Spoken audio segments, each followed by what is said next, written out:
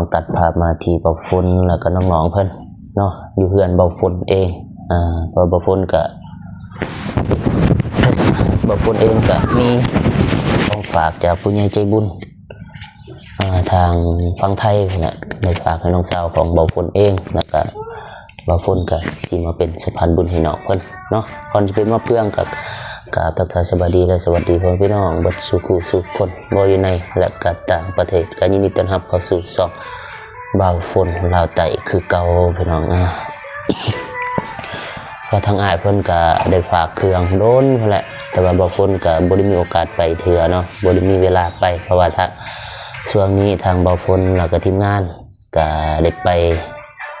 นำไอเตียงแล้วก็ได้พาแม่ๆเพิ่นไปแจกเครื่องแจกของเนาะแล้วก็2-3 มื้อก่อนทางเบาฝนแล้วก็ทีมงานสายบุญลาวไต่ก็ได้ไปหับเอาแม่ๆเพิ่นแหละทางฝั่งไทยก็คือแม่พิมพ์กับแม่เพ็ญเนาะ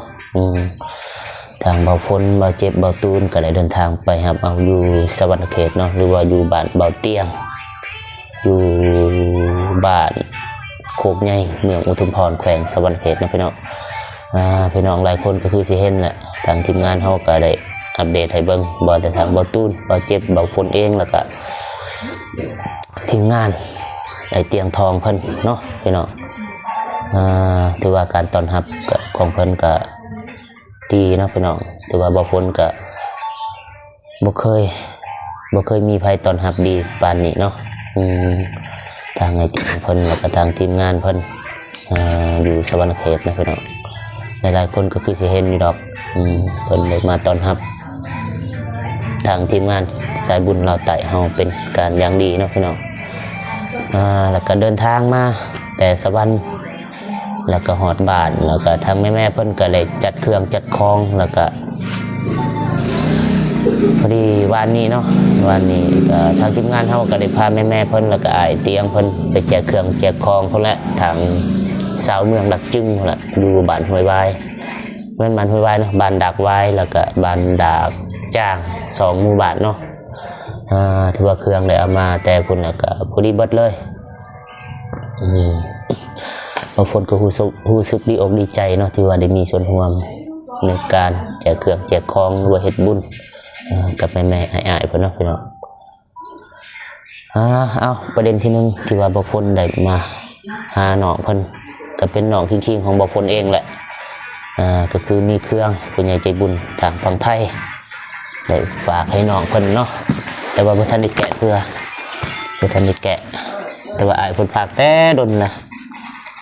มื้อนี้บ่ฝนมีโอกาสมีเวลาแล้วก็น้องก็บ่ได้ไปเวียกเนาะมื้อนี้บ่ได้ไปสวนบ่ฝนก็สิมามอบเนาะพี่น้องเป็นเครื่องมาจากฝั่งไทยพุ่นน่ะนายใช่ล่ะนายพัฒนกรเนาะพี่น้องหรือว่าพี่ปุ้ยที่ว่าซื้อลิตเราพี่ปุ้ยเนาะนายพัฒนกรจากน้องกีจังหวัดบุรีรัมย์ประเทศไทยนะพี่น้องถือว่าเพิ่นก็เคยฝากให้น้องสาวของบ่ฝนอยู่เทื่อนึงเนาะแต่ว่าตอนนั้นเป็นเบาตูนมามอบให้น้องแล้วก็หลานหน่อยนาก็ขอบอกขอบใจเพิ่นแต่ว่าเครื่องอันนี้บางคนก็บ่ฮู้ว่ามีหยังแน่นะมีแต่ว่าไปเบิ่งไปหลุดน้ำกันเนาะพี่น้องให้น้องเพิ่นแกะเองบ่ฮู้ว่ามีหยังในนี้เอาให้น้องเพิ่นแกะเองน้องก็คือสิฮู้อยู่ว่าเครื่องผู้ใดเนาะเครื่องพี่ปุ้ยหรือว่านายพัฒนกรอยู่อำเภอหนองกี้จังหวัดบุรีรัมย์แกะเบิ่งเลย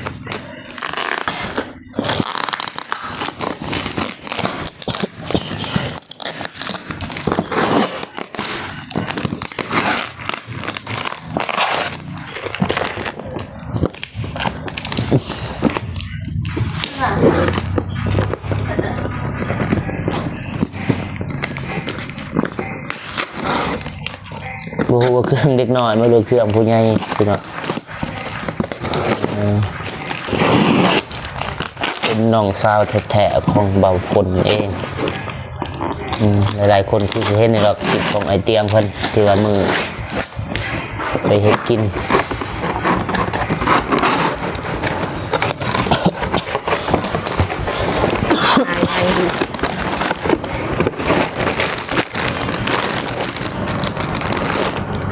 แกะเอง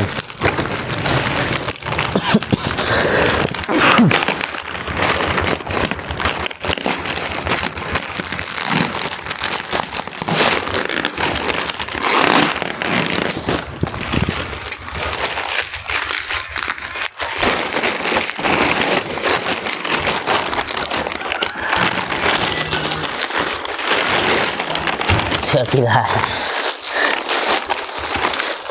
มาให้เห็นซื้อกัน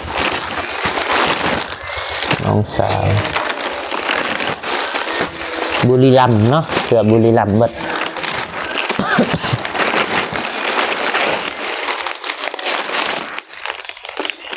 ยังโอ้เครื่องเตะบ้านนักฟุตบอล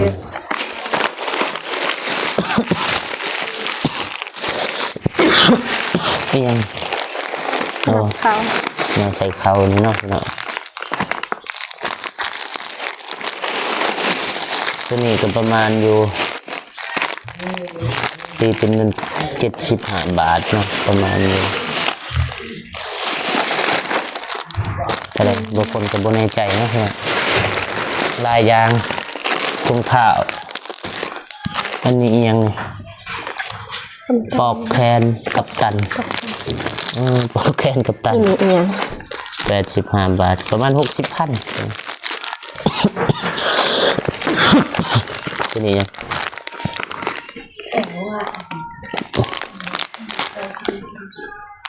90 บาทประมาณอยู่60ป้าย แคนบอลเนี่ย ใช่ปอกแขนนั่นแหละเดี๋ยวนี้นักกีฬาคนเห็นมักเตะบ้านบ่ไปบ่ได้บอลจุด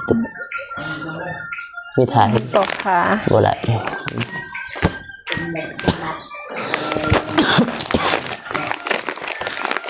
ทีนี้ยัง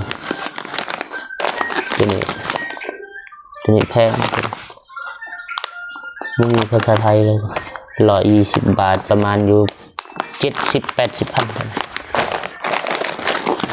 ตัวนี้ทุ่งตีนหรือว่าทุ่งเท้านะพี่น้องราคา30-45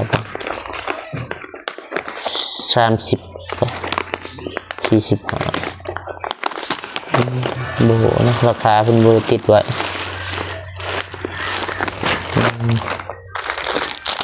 มีแต่เครื่องกีฬานักกีฬาประมาณ60,000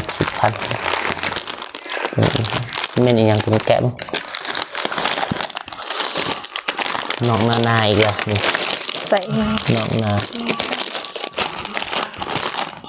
ยังไง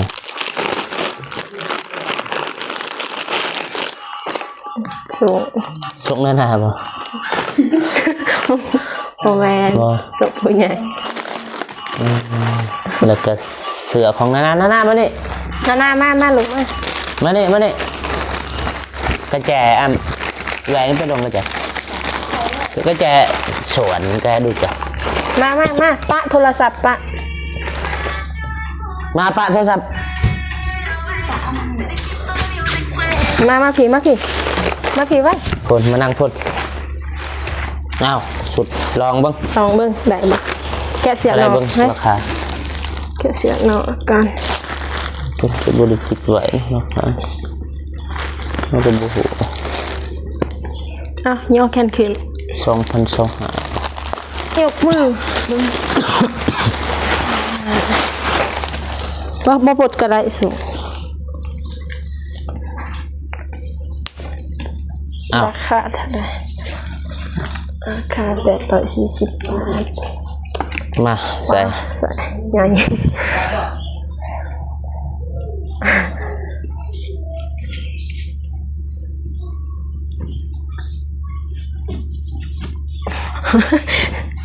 พอดีบ่ใส่ส่งเด้อบ่ใส่ส่งใส่แต่เสื้อเด้อยินบ่ ขอบใจพอเบิ้งเป็นขอบใจยอมมือ ฝนใส่ขอบใจเด้อ ยืดด้า ตัวนี้ของสารเพชรบ่เพชรเอาลองแกะ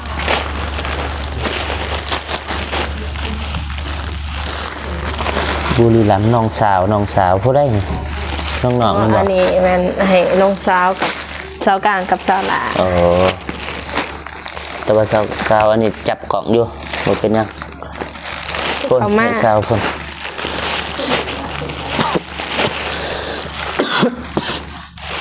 มานี่ที่สดามานั่ง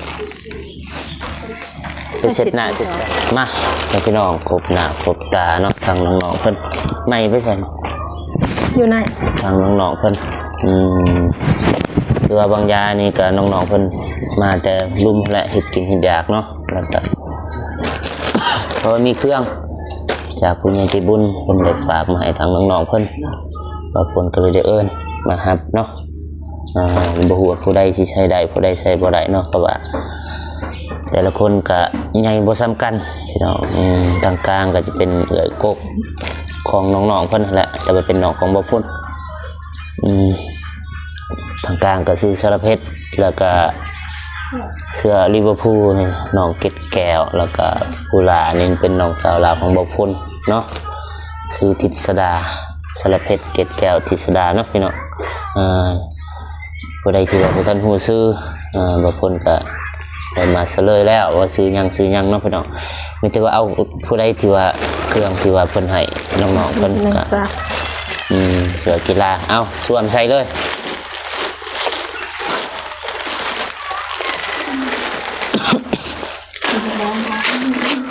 สติ๊กเกอร์สติ๊กเกอร์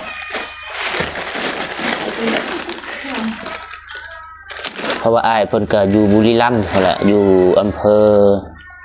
หนองกี่อยู่จังหวัดบุรีรัมย์เนาะเพิ่นก็เลยฝากเสื้อบุรีรัมย์แล้วก็สติ๊กเกอร์แล้วก็เครื่องกีฬาเนาะจำนวนหนึงให้น้องๆเพิ่น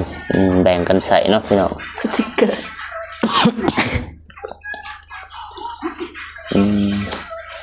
ที่สำคัญหัน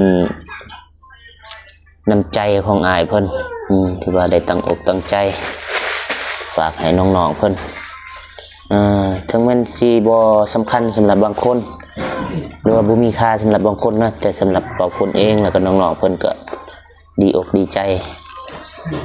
ที่ว่ามีผู้ใหญ่ใจบุญเพิ่นได้ซัพพอร์ตหรือว่าได้ช่วยเหลือทางน้องๆเนาะได้ฝากเครื่องฝากของให้น้องๆทางน้องๆเพิ่นก็ดีอกดี ดีอกดีใจเนาะที่ว่าบ่พ้นเป็นไอเป็นเดือนพุ่นแหละแต่บ่เซาจักเทื่อเนาะพี่น้องFC หลายคนก็คอมเมนต์อยู่เป็นห่วงเป็นใยบ่พ้นให้ไปกวดไปซื้อยาแต่ก็บ่พ้นก็ได้ซื้อยามากินแหละแต่ก็บ่เซาเนาะพี่น้องเอาเข้าเรื่องเลยเข้าประเด็นเว้าเรื่องบ่พ้นเองก็หลายก็บ่ดีเบิ่งมีหยังแหน่มีก็แบ่งกันเลยก็คันว่าสิแบ่งกันใช้หรือว่าสิมีหยังแน่นะ อันนี้ แม่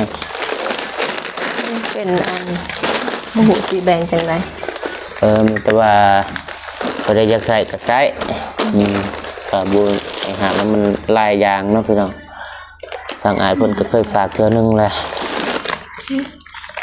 เอาแนะนำตัวเลยเอาแนะนำตัวเป็นทางการเนาะพอคลิปบอกคนก็แต่ว่าคลิปมามอบเครื่องก็น้องๆเพิ่นก็บ่ทันยันว่า FC ทางบ่ฝนก็บ่ทันเคยเห็นบ่ทันรู้จักชื่อเนาะมีแต่ว่าพยายามแนะนำตัวเนาะเอาผู้กลางก่อน โดยสบายดีน้องสื่อสารเพชรอายุ23 ปี โดยน้องสารเพชรเนาะอายุ23ปีแล้ว แต่ว่า มีลูกเนาะก็คือ FC แล้วก็ผู้ใหญ่ใจบุญเพิ่นได้เห็นแล้วก็คือว่าและชีวิตคนเฮาบ่แน่นอนเนาะพี่น้องแต่บางคนก็บ่ขอก้าวกายเรื่องส่วนตัวเนาะมีแต่ว่าฝากน้องขอบอกขอบใจผู้ใหญ่ใจบุญที่ว่าได้ฝากเครื่องฝากของมาให้น้องเป็นเทื่อที่ 2แล้วเนาะพี่น้องสำหรับน้องสารเพชรเองก็ได้รับเครื่องจากผู้ใหญ่เป็นเทื่อที่ 2แล้วก็เป็นคนเดียวกันอีกเนาะเอ้าขอบอกขอบใจทางอ้ายเพิ่น ขอขอบอกขอบใจทางพ่อพัฒนากรที่ฝากของขวัญปีใหม่มาให้ลูกและก็น้องๆและก็หล้านน้อยกะขอให้พ่ออยู่ดีมีแห้ง ความสุขอยู่ดีมีแห้งความเจ็บอย่าได้ความไผ่อยามีขอให้เฮงๆรวยๆตลอดปีตลอดไปเด้อสาธุ ผู้ถัดไปนี่ สนุก บ่เอาใหม่ให้ แนะนำตัว แนะนำต่อ โดยแนะนำโตวแล้วก็ขอบอกขอบใจก็คือน้องนี่เพิ่นว่าองค์ยาพี่ปุ้ยพอปุ้ย ขอบคุณ หรือว่าพอสนกรให้แนะนำตัวก่อนชื่อหยังน้องชื่อหยังนะ สบายดีน้องซื้อเกตกิ้งแก้ว ได้แล้ว จินว่า อายุจักปีแล้วจ้ะ อายุ21 ปี เป็นผู้น้องของสารเพชรเนาะพี่น้องเกตแก้วเพราะว่าทางเพิ่นก็บ่เคยออกกล้องเนาะพี่น้องก็อยากอายแน่กับบุติเนาะแต่บอกคนเองทางอีกก็ยังอายเนาะก็เดี๋ยวว่ายังน้องชื่อนางเกตแก้วถ้าว่าทางลาวเฮาก็จะเอิ้นว่านางนำหน้าก่อนเนาะแต่ว่าทางฝั่งไทยก็บอกคนเองก็บ่ฮู้ชื่อเกตแก้วเนาะแล้วก็ขอบอกขอบใจอายผู้ใหญ่เพิ่นหรือว่าพอเพิ่นพอปุ้ยหรือว่าพอสนกรก็ได้ขอบอกขอบใจพอสนกรเด้อ ขอบอกขอบใจพอสนะพรเด้อ ที่ว่าได้เอาเครื่องมาให้ลูก ที่ว่าเอาเครื่องมาให้ลูก ก็คือเห็นนี่แหละเครื่องที่ว่าน้องใส่แต่ว่าทางน้องเพิ่นก็อายๆแน่ว่าบ่เป็นเนาะที่จริงหันว่าเป็นอยู่แต่ว่าอายกล่องเพราะว่าเป็นครั้งแรกเนาะ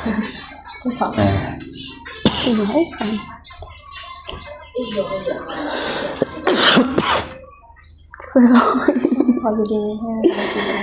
ขอให้พอปุ๋ยอยู่ดีมีแห้งตลอดนี้ตลอดไป โดยได้และขอบใจไปผู้ที่3ได้เครื่องเพิ่นแล้วก็อย่าลืมบุญคุณถึงเฮาสิตอบแทนอย่างอื่นบ่ได้ก็ให้พรเพิ่นขอบใจเพิ่นก็เป็นการดีเนาะพี่น้องเอาแนะนำตัวจ้ะ จะชื่อหยังเอา สบายดีน้องซื้อนางทิศดา น้องทิศดาอายุจักปีล่ะ อายุ15 ปี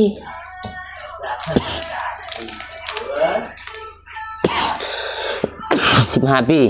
หนึ่ง เรียนอยู่ห้องใดล่ะ มหาม ห้าจะได้เสื้องามบ่ นาง ฮู้อยู่ว่าผู้ใดฝาก ผู้ เอามีคันฮู้ล่ะขอบอกขอบใจเพิ่นโดยพอปุ้ยหรือว่าบ่เอิ้นชื่อลิ้นก็ได้พอสนกร พัฒนาก็ พอพัฒนกร ขอบใจพ่อ ขอบใจพอสนกร พ่อ พัฒนกร พัฒนากรที่ฝากเครื่องหา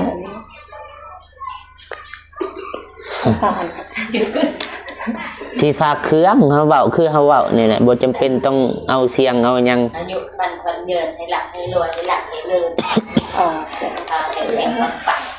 ขอให้อายุมันคนยืนขอให้ร่ำให้รวย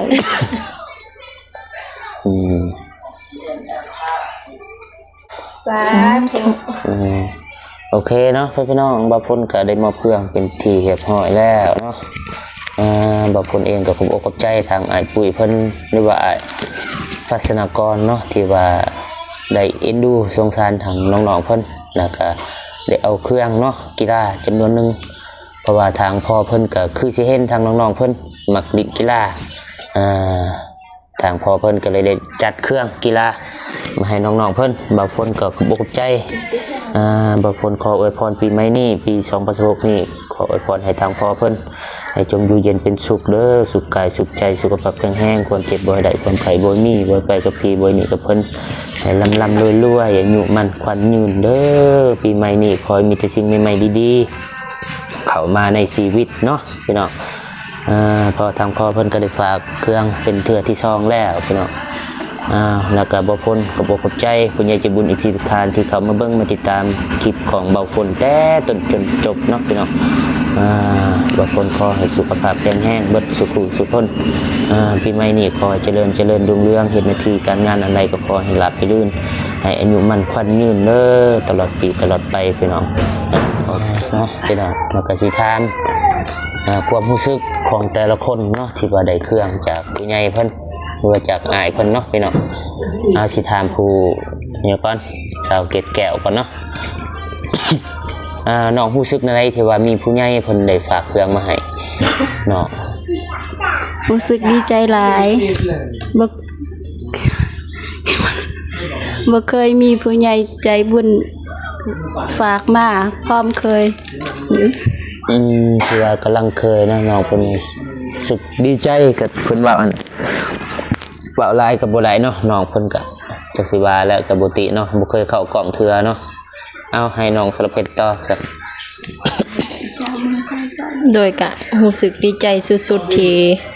ทางพ่อเพิ่นฝากมาให้กะบ่เคยมี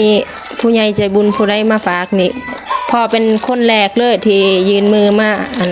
ให้แล้วก็ซัพพอร์ตน้องๆเห็นว่าน้องๆมักเป็นด้านนี้กะเพิ่นก็ฝากมาให้ของที่เอามากที่สุดละก็ดีใจ ดีใจสุดๆเลย ดีใจจนสิหายวะ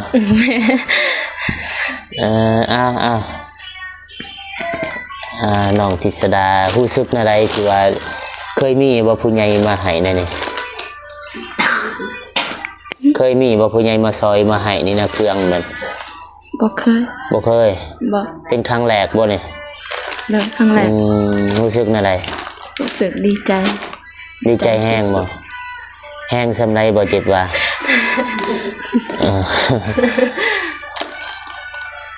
มื้อนี้ก็บ่ได้ไปเวียกตัวมื้อนี้มามื้อพักเนาะน้องๆเพิ่นพี่น้องทางน้องๆเพิ่นก็อยากอายกล้องอะไรคือบ่ฝนเว้าแต่ก็รู้สึกดีใจบ่ฝนอยู่เฮือนหลังเดียวบ่ฝนก็ฮู้อยู่เพราะว่าก็เป็นครั้งแรกของน้องๆเพิ่นแต่ว่าน้องสารเพชรก็น่าจะเคยเข้ากล่องหลายเทื่ออยู่เนาะพี่น้องเอาโอเคพี่น้องมีแต่บ่ฝนก็สิพักสิพรน้องๆเพิ่นโอเคพี่น้อง